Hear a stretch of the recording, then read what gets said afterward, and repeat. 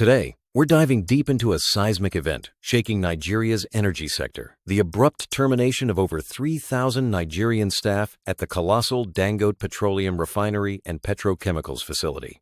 Why would a brand new plant, central to the nation's economic revival, suddenly clear house? Management blames sabotage. But is that the whole story? Let's unpack this together. First, picture the scale. A facility with a 650,000 barrel per day capacity, designed to finally end the country's reliance on imported petroleum products. For years, Nigeria has been bleeding billions in foreign currency. Due to imports, this refinery was supposed to plug that leak. So, when you hear that everyone was sacked overnight, it's not just a staffing issue, it's a national shockwave. According to management, the drastic move was a response to repeated internal sabotage. Now, sabotage, or deliberate disruption from within, is a loaded word in industrial operations, carrying both legal and safety implications. The refinery alleges multiple incidents across different units, raising what they call an urgent threat to plant safety. But as you might be thinking, is this about security or something deeper? Let me tell you a story. Imagine you're one of those workers. You get a letter on Tuesday, September 24th, telling you your job's gone effective that very night. No warning, no negotiation.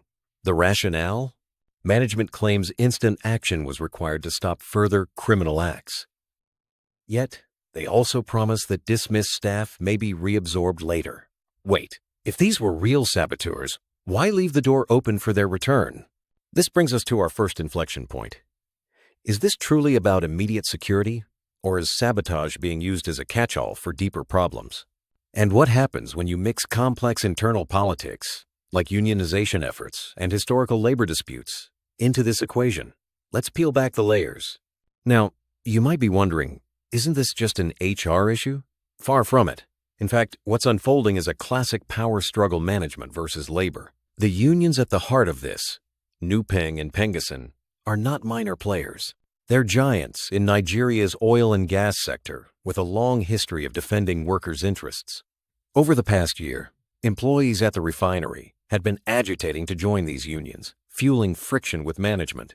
In the world of industrial relations, a union drive is like turning up the heat under a pressure cooker. Management, now facing the threat of collective bargaining, may see their grip on decision-making weaken.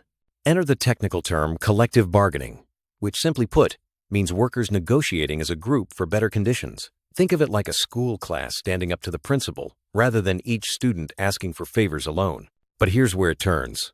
The mass firing wasn't just about removing supposed bad actors. The process itself was engineered for silence. Staff were told to hand over all company property and could only access final pay if they obtained an exit clearance certificate. This document works a bit like a release form. No signature, no payout. It's a powerful compliance tactic, forcing dismissed staff to exit quietly if they want their money. Now, you might be thinking, but what about due process? Shouldn't there be an investigation? Proof of wrongdoing? That's the rub.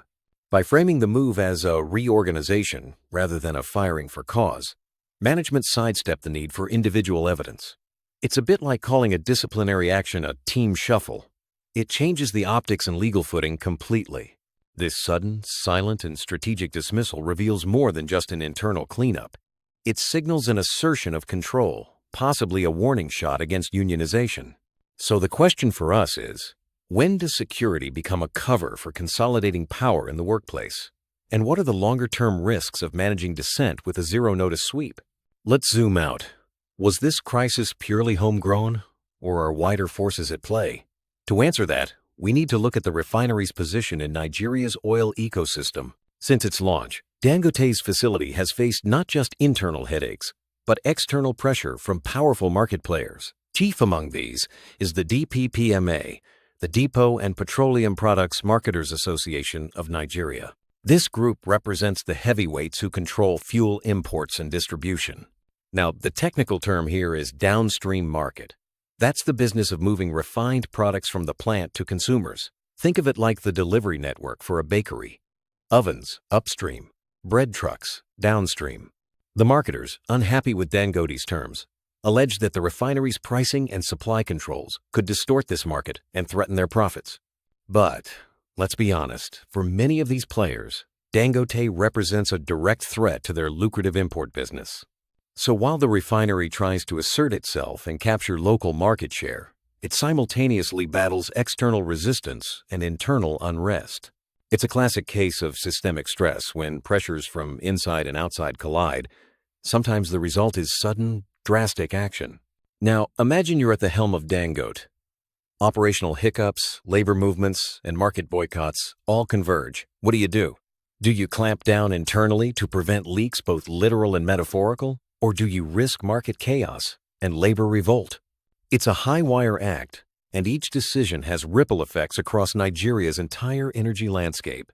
For you, the listener, here's the key insight. Large-scale industrial decisions rarely happen in isolation. What looks like an internal crisis may in fact be driven by a confluence of economic, social, and political pressures. So, next time you hear about a reorganization, ask yourself, whose interests does it really serve? And what bigger battles are being fought behind the scenes? So, where does this all leave us? With the unions now striking and crude oil supply to the refinery shut off, Dangote Showcase plant stands eerily silent.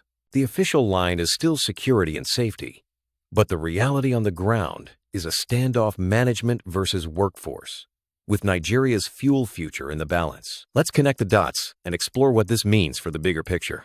Here's a rhetorical question. Can you protect a critical facility by decimating its workforce overnight? In industrial security, the term mitigation describes steps taken to reduce risk, like fire drills or surveillance.